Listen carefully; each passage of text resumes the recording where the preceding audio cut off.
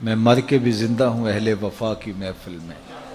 کسی شاعر نے کہا تھا میں مر کے بھی زندہ ہوں اہل وفا کی محفل میں، میری محفل میں آ میرا مزار نہ پوچھ.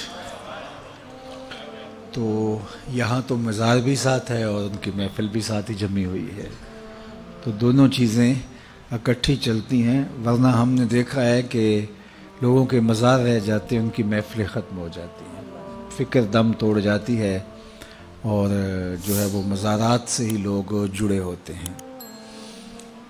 یہ ہمارا المیہ بھی ہے کہ ہم جو چیز اٹھانے والی ہوتی ہے اس کو اٹھانے کی بجائے، وہ میں دوستوں کو ایک دن کہہ رہا تھا کہ 11ویں تو ایک علمی نشست تھی حضرت سیدنا شیخ عبد القادر جیلانی علیہ رحمہ کی.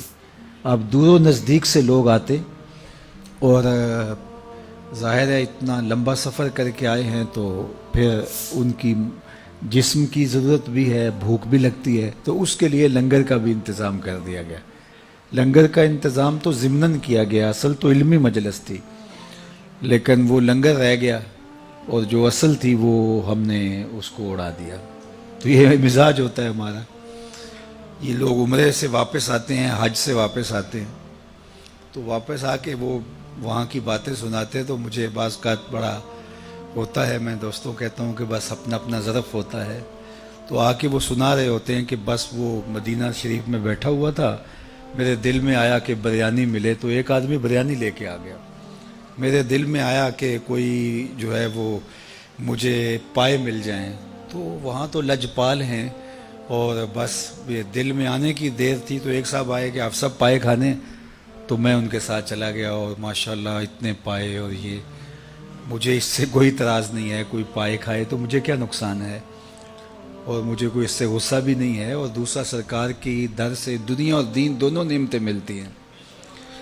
لیکن مجھے افسوس ہے کہ وہاں بھی پائے ہی کھانے گئے تھے، وہاں بھی جو ہے وہ زردے متنجن اور بریانیوں کی تلاش میں گئے تھے. وہاں تو کچھ اور لینا چاہیے تھا آپ کو، وہاں تو کچھ اور ڈھونڈنا چاہیے تھا. آہ اے ناداں تو ہی چند کلیوں پر کنات کر گیا، ورنہ گلشن میں علاج تنگی داماں بھی تھا. وہاں تو درد دل مانگنا چاہیے تھا، وہاں تو کچھ اور طلب، وہاں تو تہجد کے سجدے مانگنے چاہیے تھے، وہاں تو علم کے اجالے مانگنے چاہیے تھے، وہاں تو امت کا عروج مانگنا چاہیے تھا. لیکن ہم وہاں جا کر کے بھی بریانی مانگ رہے ہوتے ہیں، وہاں جا کے بھی ہم یہ مانگ رہے ہوتے ہیں. تو چونکہ ہمارا ظرف یہ جو ظرف ہوگا اس کے مطابق ہی ہم طلب کریں گے، تو ہمارا تو ظرف بھی بہت چھوٹا ہے. تو میں سمجھتا ہوں کہ اگر کہیں ظرف بھی مل جائے، کہیں شعور بھی مل جائے، عمل کی منزل تو بعد میں آتی ہے، وہ بھی بہت بڑی دولت ہے. آج کل ہم شعوری فقدان کا شکار ہیں، علمی فقدان کا شکار ہیں. ہم فکری طور پہ انتہائی جو ہے وہ پسماندہ ہو گئے ہیں، اور قومیں کبھی بھی اٹھ نہیں سکتی جب تک وہ فکری طور پہ بلند نہیں ہوتی. قوموں کی نہضت، قوموں کی نشت، اس کی بنیادی علم ہے. اور اگر آپ مجھ سے پوچھیں کہ اسلام کا کوئی دوسرا نام، تو میں کہوں گا اس دین کا دوسرا نام دین علم ہے. اسلام کا اگر کوئی دوسرا نام مجھے پوچھنا چاہیں تو وہ دین علم ہے. حضور علم کی تحریک لے کر آئے تھے اور آغاز ہی اقرا سے ہوتا ہے اس دین کا، اور ہمیں پڑھنے پڑھانے کی تلقین کی گئی ہے. اور انسانی شرف کا سبب بھی علم ہے. اپنے مشارکات سے یہ جو ممتاز ہے، مناطقہ کہتے ہیں نطق ہے جو اس کو دیگر مشارکات سے ممتاز کرتا ہے. اعلیٰ حضرت سے پوچھا گیا تو فرمایا کہ انسان کے لیے جو فصل ممیز ہے وہ نطق نہیں علم ہے. علم نے اس کو دیگر مشارکات سے ممتاز کیا، حتیٰ کہ فرشتوں سے بھی ممتاز کر دیا. آدم علیہ السلام کا تفوق جب ثابت کیا تو بوجہ علم ثابت کیا نا. جب فرشتوں نے کہا نحنو نسبح بحمدک ونقدس لک، ہم تیری تسبیح کے ترانے پڑھتے ہیں، تیری تقدیس کے گیت گاتے ہیں، اپنی وفاداری بیان کی، اللہ کی عبادت کا جو ان کا ذوق تھا اس کو بیان کیا. لیکن اللہ نے کیا کہا؟ جو میں جانتا ہوں وہ تم نہیں جانتے. اور پھر کیا ہوا؟ وَعَلَّمَ آدَمَ الْأَسْمَاءَ كُلَّهَا، آدم علیہ السلام کو مختلف اشیاء کے نام سکھائے. اور پھر وہ چیزیں پیش کی فرشتوں کے سامنے کہ ان چیزوں کے نام بتاؤ.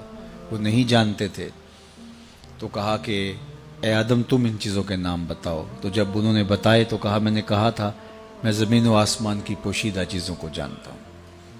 اور پھر ان کے لیے سجدے کا حکم ہوا کہ اب تعظیماً ان کے آگے اپنا سر جھکاؤ, اپنی جبین نیاز کو ان کے سامنے جھکاؤ, یا انہنا جو بھی علماء نے لکھا. تو ان کے لیے جو ہے وہ تم اپنے آپ کو جو ہے وہ عجز کے طور پہ پیش کرو, اور ان کا تفوق جو ہے تمہارے اوپر ثابت ہو گیا. کس وجہ سے؟ بوجہ علم. جن چیزوں کے نام فرشتے نہیں جانتے تھے ان چیزوں کے نام جناب آدم علیہ السلام جانتے تھے. تو آدم کا تفوق فرشتوں سے جو ہوا وہ بوجہ علم ہوا. تو پھر علم ممتاز کرتا ہے. وہ کتا جو سیکھ جائے اور کتا جو نہیں سیکھا ہوا, دونوں کے شکار میں فرق ہے. ایک کا لایا ہوا مردار ہے اور دوسرے کا لایا ہوا جو ہے وہ طیب ہے. کتا سیکھ جائے تو ممتاز ہو جاتا ہے, تو انسان کتنا ممتاز ہوگا وہ سیکھ جائے. تو یہ سیکھنا ہی ہمارے لیے عزت کا سبب ہے, ہمارے لیے یہی وقار کی علامت ہے. امام فخر الدین رازی نے لکھا کہ وہ چیونٹی جس نے کہا تھا جلدی جلدی اپنی بلوں میں داخل ہو جاؤ, کہیں پیغمبر کا لشکر جو ہے وہ تمہیں اپنے پاؤں تلے کچل نہ دے عدم آگہی کی وجہ سے, یعنی ان کا التفات نہ ہو, توجہ نہ ہو, اور وہ تمہیں اپنے پاؤں تلے رون ڈالے. یہ چیونٹی نے کہا.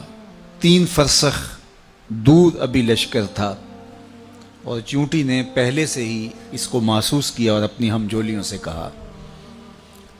اللہ اکبر. حضرت سلیمان علیہ السلام نے اس بات کو سنا. فتبسم ضاحکا من قولها, اور اس کو سن کے مسکرا بھی پڑے. پیغمبر کے حواس کو اپنے حواس پہ قیاس کرنے کی کبھی بھی بدکاری نہیں کرنی چاہیے. اللہ نے جو پیغمبروں کو شان دی ہے وہ الگ ہے. ہمارے کان کے پردے پہ بھی چیونٹی رکھ دی جائے تو ہم نہ سمجھ پائیں کہ وہ کیا بول رہی ہے. 3 فرسخ دور 9 میل بنتا ہے, 14-15 کلومیٹر بنتا ہے. اتنی دور سے چیونٹی نے کہا کہ جلدی جلدی اپنی بلوں میں داخل ہو جاؤ, اللہ کے نبی کا لشکر بے خبری میں کہیں تمہیں کچل نہ ڈالے. تو اس بات کو حضرت سلیمان نے اتنے فاصلے سے سن لیا. اور ماہرین سے پوچھیں کہ چیونٹی کے منہ میں زبان نہیں ہوتی تو پھر وہ بات کیسے کرتی ہے؟ یا تو یہ کہ وہ منہ سے منہ لگا کے اپنے لعاب کو جوڑتی ہے تو اس سے ڈیٹا ٹرانسفر ہوتا ہے, یا پھر جو ہے وہ اپنے سامنے والی 2 ٹانگوں کو جو مہین سے بال ہوتے ہیں ان کو رگڑتی آپس میں, اور اس سے جو آواز پیدا ہوتی ہے اس سے اپنی ہم جولی کو کوئی میسج دے رہی ہوتی ہے. پیغمبر کی شان یہ ہے کہ 3 فرسخ دور سے چیونٹی کے مہین سے باریک سے 2 بالوں کے رگڑنے سے جو آواز پیدا ہو اس کو اتنی مسافت سے سن بھی لیتا ہے, اس سے جو مفہوم نکلتا ہے اس کو سمجھ بھی لیتا ہے. اور یہ اس نبی کی شان ہے جو مسجد اقصی میں مقتدی بن کے تیرے نبی کے پیچھے کھڑا تھا. جب مقتدی کی یہ شان ہے تو مقتدا کی شان کا عالم کیا ہوگا, ان کی عظمتوں کا عالم کیا ہوگا. تو کبھی بھی یہ بدکاری نہیں کرنی چاہیے کہ پیغمبر کے حواس کو اپنے حواس پہ قیاس کر لیا جائے. اللہ نے ان کو جو شانیں دی ہیں وہ وراء الورا ہیں. انی ارا ما لا ترون و اسمع ما لا تسمعون. میرے اور آپ کے آقا و مولا نے ارشاد فرمایا جو میں سنتا ہوں وہ تم نہیں سنتے, اور جو میں دیکھتا ہوں وہ تم نہیں دیکھتے. میرے والد گرامی فرمایا کرتے تھے نبی کی تو شان ہی نرالی ہے. صحیح ترمذی میں روایت ہے, اور امام ترمذی کا چونکہ طریق ہے وہ اس کا درجہ بھی بیان کرتے ہیں, اور کہا ھذا حدیث حسن صحیح. یہ حدیث حسن بھی ہے صحیح بھی ہے. اور وہ حدیث کیا ہے کہ جب میاں بیوی گھر میں الجھ پڑتے ہیں اور بیوی کہتی ہے جب سے تیرے گھر میں آئی ہوں میں نے تو سکھ دیکھا ہی نہیں, تو اس لڑائی کو جنت سے جو ہے وہ حور جو اس مرد صالح مومن کی بننے والی بیوی ہے دیکھ رہی ہوتی ہے اور اس لڑائی کو سن رہی ہوتی ہے, اور کیا کہتی ہے قاتلک اللہ, تیری خرابی ہو, یہ تو چند دن تیرے پاس ہے, یہ تو میرا شوہر ہے. تو میرے بزرگ فرمایا کرتے تھے حور کہاں سے دیکھتی ہے؟ جنت سے. اور جنت کہاں ہے؟ سدرۃ المنتہا کے پاس.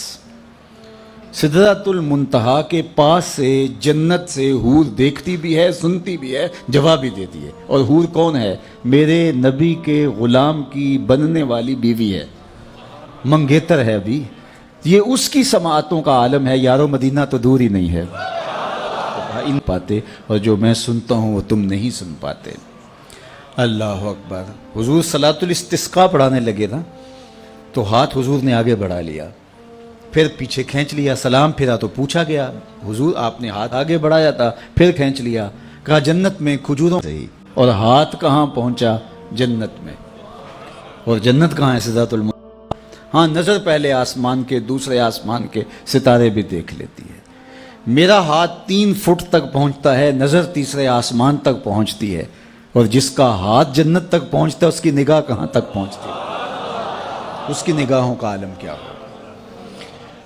तो कहा जल्दी जल्दी अपनी बिलों में दाखिल हो जाओ, अल्लाह के पैगंबर का लश्कर तुम्हें कहीं बेखबरी में कुचल न दे। तो इस पर हज़रत सुलेमान मुस्कराए। अल्लाह अकबर। तो इमाम फ़खरुद्दीन राज़ी अलैहि रहमा फरमाते हैं कि उस च्यूटी को इस बात का इल्म था कि पैगंबर की सोहबत पाने वाला लश्कर जानबूझकर नन्ही जान को भी ज़ाया नहीं कर सकता। इसलिए उसने कहा कहीं बेखबरी में ना मारी जाओ, कहीं बेखबरी में ना कुचली जाओ। तो ये च्यूटी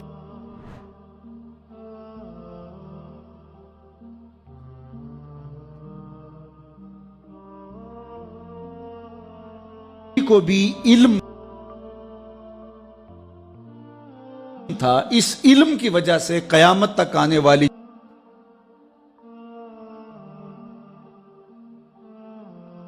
च्यूटियों का उस च्यूटी को सरदार बना दिया गया। ये शऊर रखने की वजह से कि पैगंबर की सोहबत में बैठने वाला लश्कर जानबूझ के नन्ही जान को भी ज़ाया नहीं कर सकता। अल्लाह अकबर। ये इदराक, ये शऊर एक च्यूटी भी रख सकती है, लेकिन एक तंजीम के कायद को क्यों नहीं पता? ये तो एक च्यूटी को भी इल्म है। इंसानी वजूद के साथ बम बांध करके इंसानों के अंबों में घुस जाया जाता है और फिर वो बम फटता है और छोटे छोटे बच्चों की बदन की बोटियां दीवारों से चिपक जाती हैं। और तंजीम का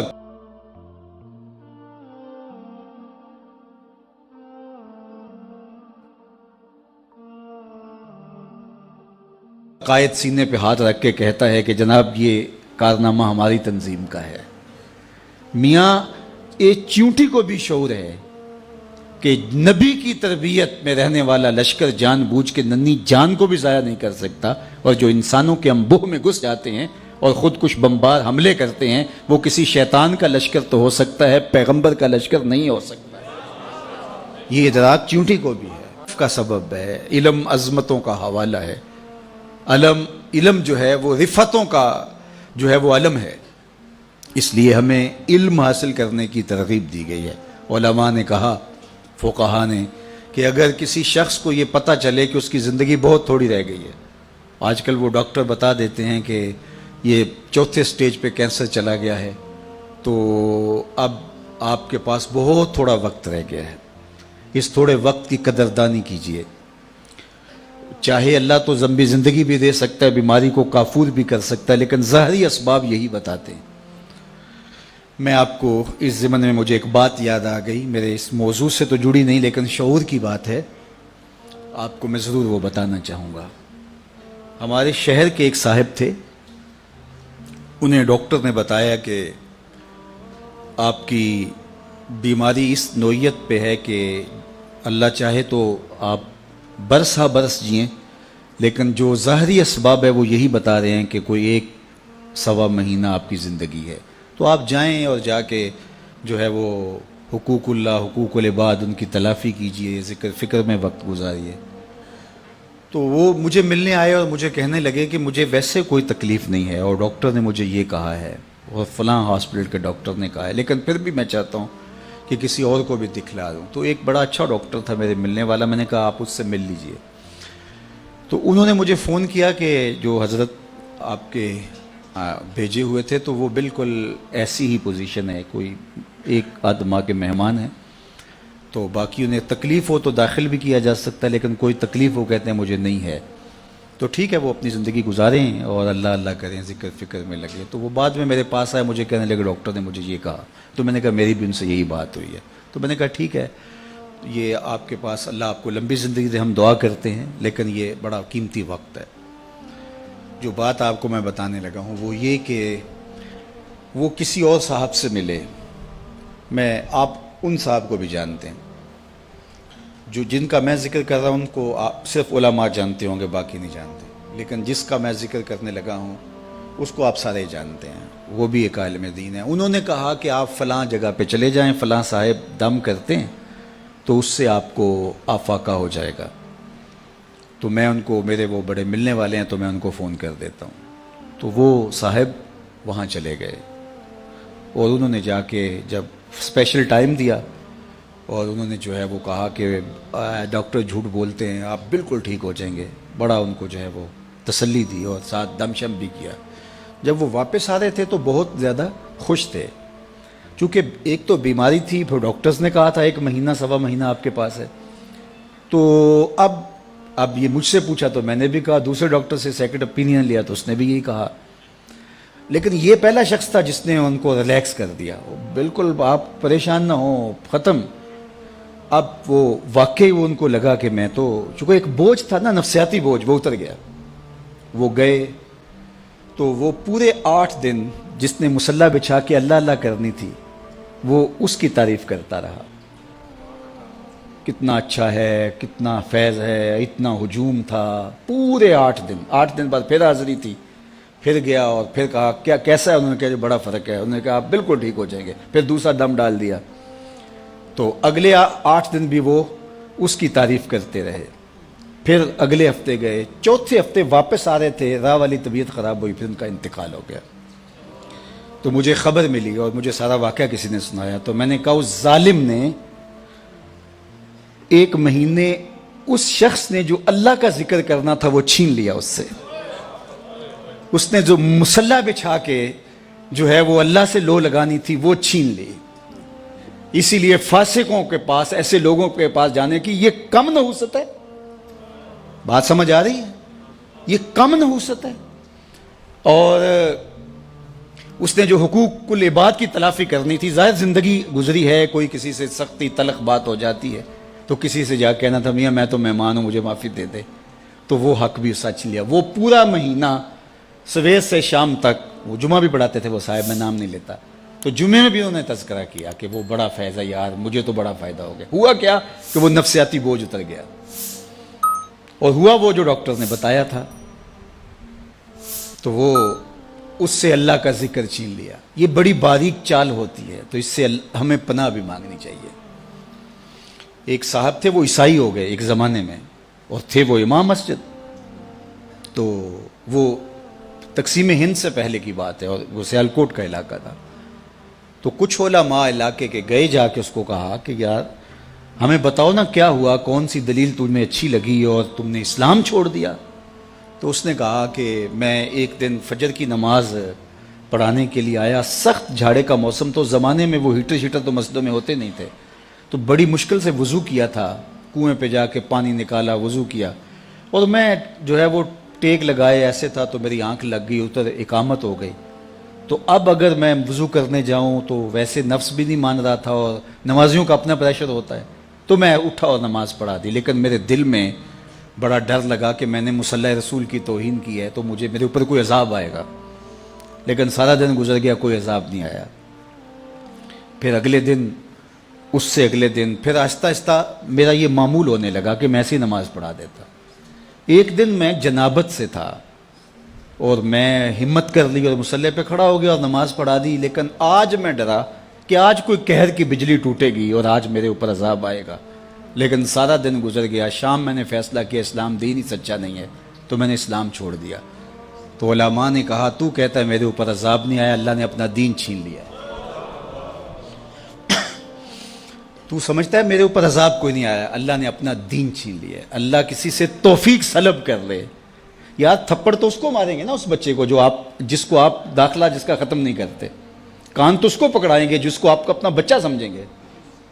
اور جس کو آپ نکال ہی دیں گے، نہ اس کو تھپڑ ماریں گے، نہ اس کو سزا دیں گے، نہ اس کو کان پکڑوائیں گے، نہ اس کو فائن کریں گے. فائن تو اسی کریں گے جس کو اپنا سمجھیں گے.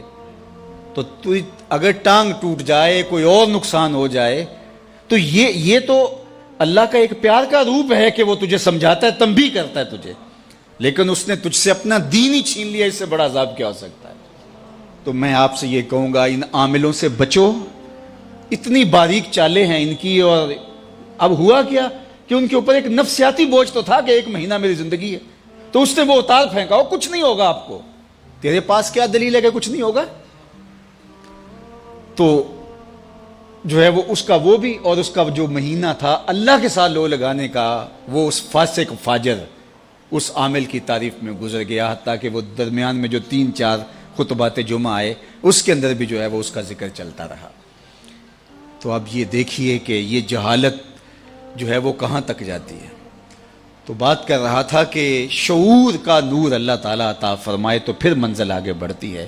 تو اگر آپ مجھے اسلام کا دوسرا نام پوچھیں تو اسلام کا دوسرا نام دین علم ہے. اللہ کے محبوب علیہ السلام نے احد کے موقع پہ جب 70 صحابہ شہید ہوئے تھے، تو اس وقت جب تدفین کا مرحلہ آیا تو حضور پوچھتے تھے کس کے سینے میں قرآن کی آیتیں زیادہ ہیں، اس کو آگے دفن کیا جاتا تھا. یعنی دنیا میں بھی وہ آگے اور دین میں بھی وہ آگے. ڈاکٹر غلام جیلانی برق نے اپنی ایک کتاب میں لکھا کہ کسی جگہ پہ کوئی تقریب تھی، تو جو آگے والی رو تھی کرسیوں پہ کہ وہاں ڈی ایس پی صاحب کو، وہاں اس طرح کے عہدیداروں کو جو منصبدار ہیں، انتظامی امور کے ماہر جو ہیں وہ بڑے، ان کو بٹھایا گیا. اور پیچھے والی جو ہے وہ رو تھی، وہاں ٹیچرز کو، ہیڈ ماسٹر، پروفیسر وغیرہ کو بٹھایا گیا. تو وہاں سے جو واپس آئے تو انہوں نے جو ہے وہ اپنی کتاب میں اس کا ایک ذکر کیا ہے. تو وہ کہتے ہیں کہ یہ قوم آگے نہیں بڑھ سکتی، یہ قوم آگے نہیں بڑھ سکتی. کیوں نہیں آگے بڑھ سکتی؟ کہا کہ ایک پروفیسر کو دوسری رو میں بٹھایا جائے اور دوسری جانب جو ہے وہ ایک انتظامی سربراہ کو آگے بٹھایا جائے تو یہ قوم کیسے آگے وہ اس پہ رو رہے تھے. اور آج جو ہاہاکار مچی ہوئی ہے، اللہ اکبر، وہ مسجد کے اندر ٹیسٹ لے رہا ہوتا ہے جاہل مولوی صاحب کا کہ مولوی صاحب رکھنے اور 4-5 جاہل بیٹھے ہوتے ہیں، وہ ٹیسٹ لے رہے ہوتے ہیں. تو وہ اگر خودکشی جائز ہو تو خودکشی مولوی صاحب کو کر لینی چاہیے، لیکن یہ شریعت جائز قرار نہیں دیتی ہے. تو اب یہ جہالت ہو گئی ہے. بے وقوفاں دے نوکر ویکھے دانش مند سیانے، میاں صاحب نے کہا تھا بے وقوفاں دے نوکر ویکھے دانش مند سیانے. آج یہ تو پھر یہ قوم آگے کبھی نہیں بڑھ سکتی. 2 کو 2 سے ضرب دے تو حاصل ضرب 4 آتا ہے. یہ اللہ کا ضابطہ ہے، کبھی ہو ہی نہیں سکتا. یہ ٹکرے مارنے والی بات ہے. کبھی ہم اس سے امید لگا کے بیٹھتے ہیں، کبھی اس سے امید لگا کے بیٹھتے ہیں. کچھ بھی نہیں ہونے والا. تعمیر ہو جس سے آدم کی، یہ وہ گل ہی نہیں. اس مٹی سے کچھ نہیں نکلنے والا. جب تک ہم علم کی طرف نہیں آئیں گے، علم کی تکریم نہیں ہوگی، علم کی عزت نہیں ہوگی، علماء تیار نہیں ہوں گے، اور عصری دینی تکوینی ہر طرح کے فنی علوم، سب طرح کے علوم جب تک نہیں سیکھیں گے، کبھی بھی ہماری تقدیر نہیں بدل سکتی. یہ بات طے شدہ ہے. 2 ضرب 2 کے حاصل ضرب کی طرح ہے، اس میں کوئی دوسری رائے نہیں ہے. ہم احمقوں کی جنت میں رہتے ہیں کہ ہم سمجھتے ہیں کہ شاید ہم ایسے ہو جائیں، ایسے ہو جائیں. شارٹ کٹ سے کچھ نہیں ہوتا. جن قوموں نے آج عروج پایا ہے ان کی تاریخ پڑھ لیں، ایسا ہی ہوا ہے. تنے بردہ سے بیزار ہے حق، خدائے زندہ زندوں کا خدا ہے. ایسا کبھی نہیں ہوگا کہ ہم ہاتھ پہ ہاتھ دھر کے بیٹھے اور علم کی آماج گاہیں اجڑ جائیں اور جاہلوں کو ہم جو ہیں وہ مناصب کے اوپر بٹھا دیں تو ہم سمجھیں کہ ہم جو ہے وہ ترقی پا جائیں. کبھی بھی نہیں ہو سکتا. اس لیے ہمیں علم کی آماج گاہوں کو آباد کرنا ہوگا. اب جو معاشرے میں پھیلا ہوا ہے، ہم اگر اس کو دیکھیں تو ہم تو مایوس ہو جاتے ہیں کہ ہم کیا کر سکتے ہیں. جب اتنا کچھ پھیلا ہوا ہے تو صرف ہمیں ہمارے حصے کا کام کرنے کا کہا گیا ہے. ہمارے ہاں ذمہ داری بھی وہی ہے اور ہمارا رب ہم سے پوچھے گا بھی اتنا ہی. اس لیے جو میری ذمہ داری ہے میں اس کو نبھاؤں اور جو آپ کی ذمہ داری ہے اس کو نبھائیں. اللہ اکبر. اور وہ ہم نے کرنا ہے. تو انشاءاللہ یہی چراغ جلیں گے تو روشنی ہوں گی. انہی عام آج گاہوں سے نور پھوٹے گا، یہیں سے اجالے پھوٹیں گے. تو اس لیے میں آپ کو کہتا ہوں کہ جہاں بھی چراغ علم روشن ہو وہاں اپنے جگر کا خون ضرور ڈالیں.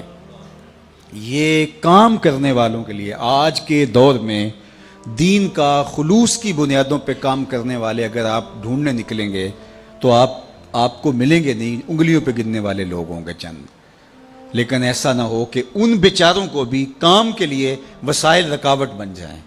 تو اللہ نے جس کو جو دیا ہے، صلاحیت ہے، مال ہے، وہ نچھاور کر دیں تاکہ ان کو کم از کم اس باب کے اندر کوئی پریشانی نہ ہو۔ ویسے بھی فرمایا گیا کہ دین کا کام درہم و دینار سے ہوگا قرب قیامت میں۔ اس کا ایک معنی تو یہ ہے کہ لوگ دین کو درہم و دینار کے بدلے میں بیچیں گے، اور دوسرا یہ ہے کہ اگر کوئی کام کرنا بھی چاہے گا تو اس کو وسائل کی بہرحال ضرورت ہوگی۔ وہ زمانہ تھا کہ علماء برگد کے درخت کے نیچے بیٹھ جاتے تو لوگ ان کے پاس آ کے پڑھ کے وہیں سے چلے جاتے۔ مجھے اچھی طرح یاد ہے، میں بالکل بچہ تھا، والد گرامی کے پاس جو لڑکے پڑھتے تھے وہ ہماری بھینسوں کو چارہ ڈال رہے ہوتے اور جو ہے وہ بہت خدمت کرتے ہوتے۔ لیکن آج جو ہے وہ میں تو اپنے طلباء سے کوئی خدمت نہیں لے سکتا۔ اس وقت وہ مسجد میں جا کے سو رہتے اور بیٹھک میں آ کے جو ہے وہ دن کو سبق پڑھ لیتے۔ تو آج کیا ایسا ہو سکتا ہے؟ آج اچھی عمارتیں بنانی پڑیں گی، اچھا ماحول دینا پڑے گا، ایک چھت تلے سب کچھ فراہم کرنا پڑے گا۔ تو پھر تقاضے بدل گئے ہیں۔ جب تقاضے بدل گئے ہیں تو ہمیں بھی جو ہے وہ تھوڑا سا اس میں کام دینا ہوگا، اور اس راستے کے اندر خرچ کیا گیا مال۔ حضرت شیخ احمد مجدد الفسانی علیہ رحمہ فرماتے ہیں، دیگر مدات میں خلوص کے ساتھ لاکھوں روپے خرچ کرنے سے اعانت دین میں ایک دانگ یعنی ایک ٹگا خرچ کرنا زیادہ افضل ہے، کیونکہ اس سے اعانت دین ہوگی، دین کو تقویت ملے گی۔ تو اس لیے میں آپ سے کہوں گا، ہمیں بہت بڑے سرمایہ داروں کی ضرورت نہیں۔ یہ جتنے لوگ یہاں آپ بیٹھے ہوئے ہیں، آپ کو لاکھوں نہیں ہیں، ہزاروں نہیں ہیں، چند سو لوگ ہیں۔